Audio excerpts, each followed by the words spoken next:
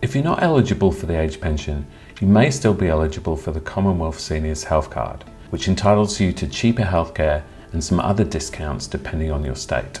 The savings can be worth many thousands of dollars a year. In this video, Karen walks us through the benefits, how to check your eligibility, and how to apply.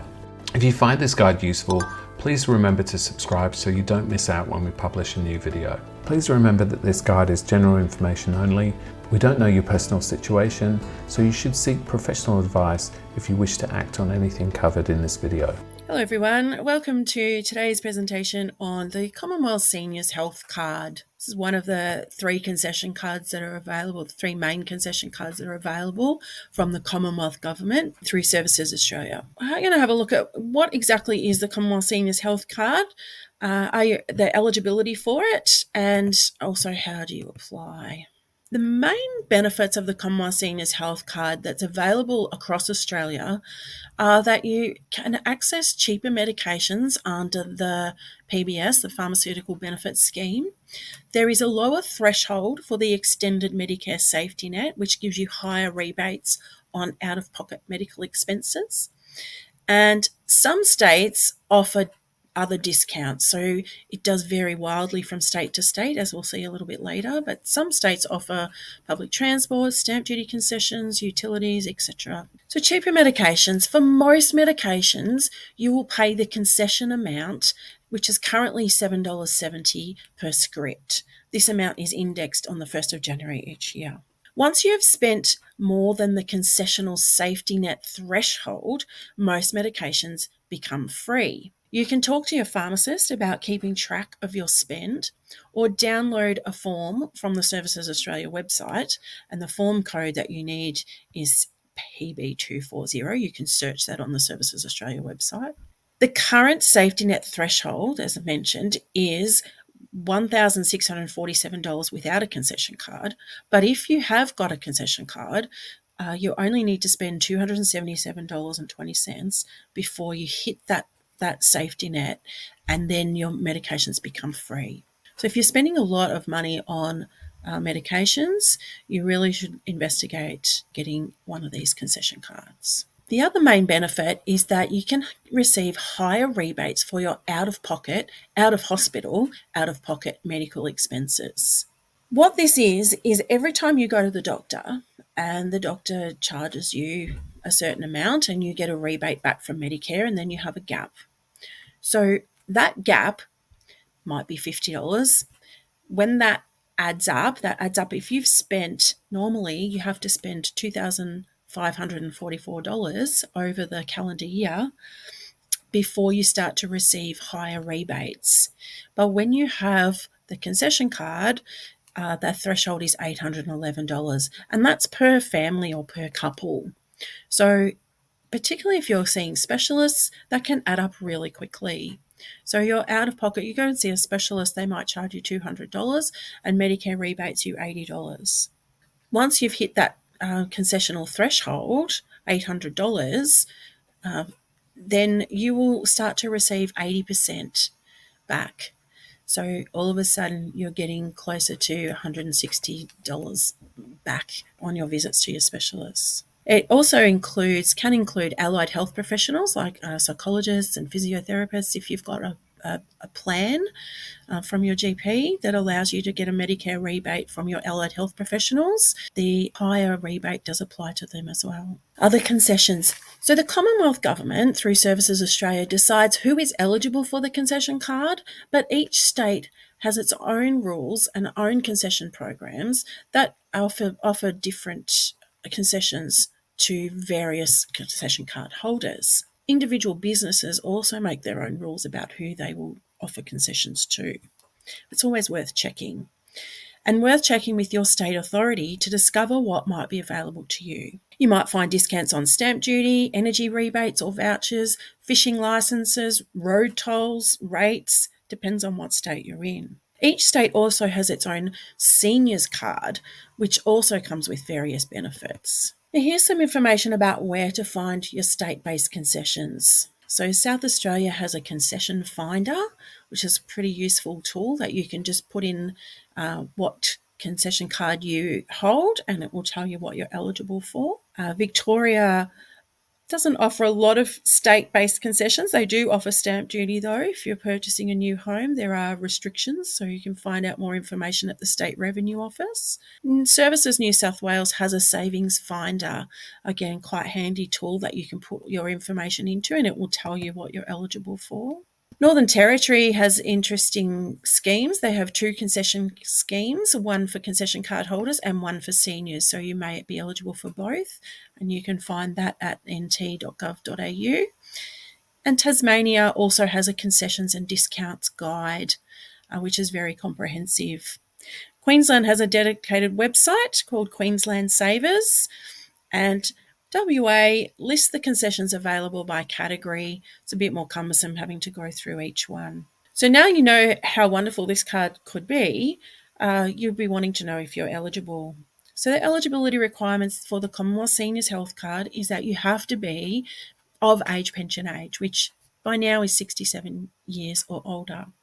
You must be an Australian resident, which means you must be living in Australia and be either a citizen or a permanent resident. Now, if you've only just arrived recently, you may have a 2 to 4 year waiting period, depending on when your visa was granted. You cannot be receiving an income support payment. So if you receive, if you're 67 and you receive an income support payment, it's a pension. You're going to be receiving a pension and you will have a pension card, and the pension card trumps all cards. So it's just a double up. So you would not need a Commonwealth Seniors Health Card if you were receiving a pension.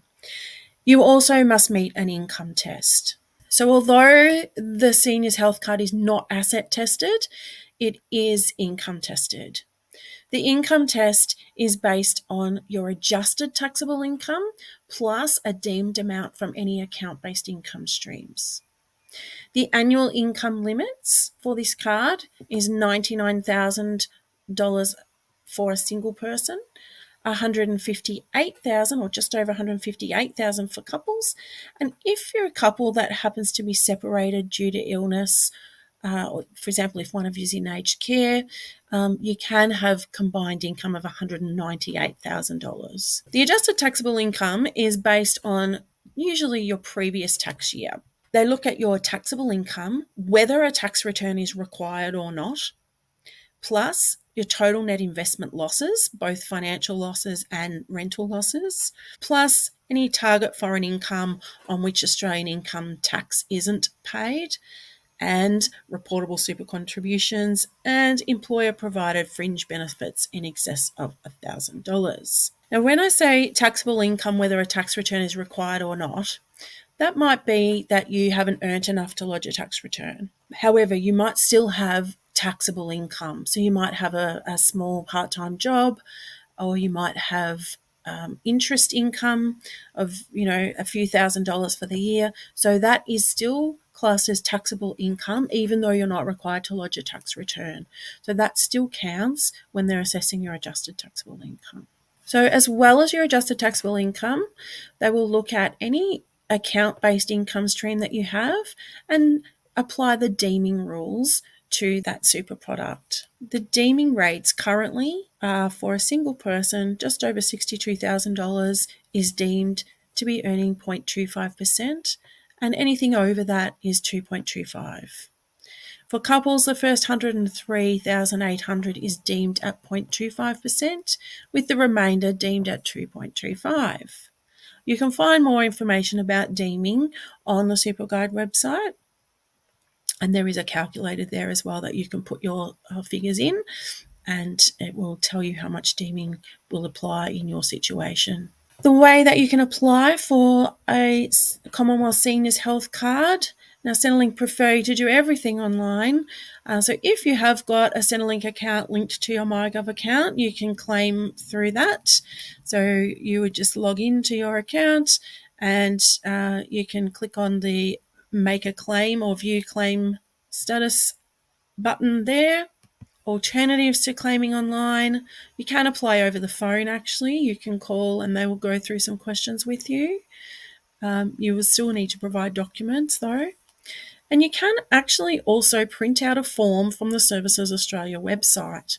So if you go onto the Services Australia website and use the search facility, just type in SA296, that's the form number that you need, and that will come up with the form that you can either fill out on your screen and then print it out, or you can print out the form and fill it out by hand if you prefer.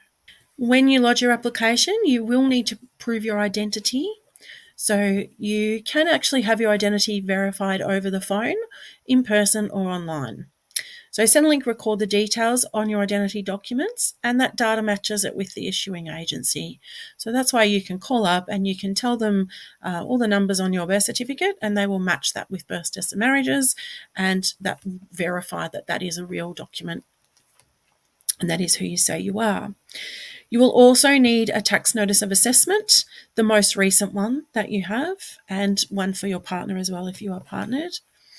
If you're not required to lodge a tax return, you do need to show other documents that show how you've calculated your taxable income. For example, your bank statement that shows the annual interest that's been paid on your accounts. And for any account-based income stream that you have, you will need a Centrelink income stream schedule that you ask your super fund to give to you. It's a specific document that they will create for your account. If it's a self-managed super fund that you have, there is a form that you need to fill out. Again, you can use that search facility and search for the form SA330. Some people find that they may also be eligible for a low-income health card. And depending on what state you live in, this can be a quite valuable card to have in addition to your Commonwealth Seniors Health Card. You can have both. The low-income card is not subject to the assets test, but there is income testing on it. The income that is assessed is the income that you've earned, rental income, etc. But income from your financial investments is subject to the deeming rules. And being they are quite low at the moment, many people find that they are still eligible for a low-income card even if their assets are quite high. Thanks for watching. We hope you found this video helpful. SuperGuide members have access to many other guides that help you make the most of your retirement savings, so you can have a better retirement and greater peace of mind. Get guidance from our independent experts so you can make more informed decisions and help your savings last longer.